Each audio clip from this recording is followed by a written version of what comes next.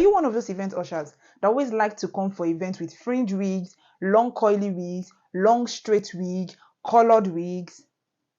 Come here. This video is for you. Welcome to another episode of Tips for Ushers. My name is Blessing. I'm the brand representative of the School of Event Staff Nigeria. It is my duty to contribute to the overall success of the event industry by providing weekly tips and tricks for event ushers. On our previous video, we talked about rejection. We talked about how, as an event hostess, how you can handle rejection whenever you go for castings.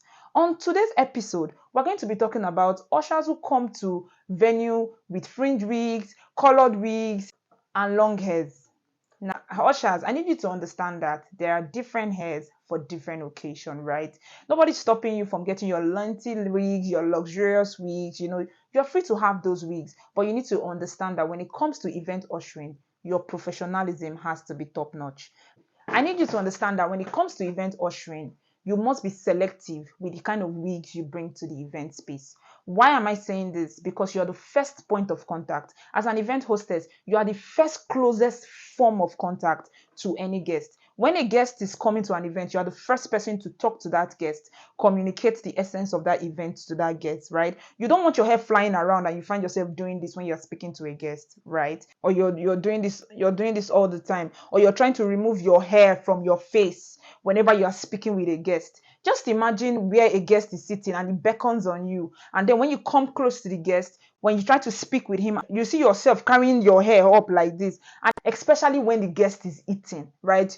You should not come and be seeing some of your hairs inside his food. This is the reason why most coordinators and most event planners, and even me myself, I always recommend that you pack your hair to the back. So when you're coming to event, you always try to come with wigs that are packable, like wigs that are like 14 to 16 inch that you can pack to the back, right? Or preferably you come with ponytail.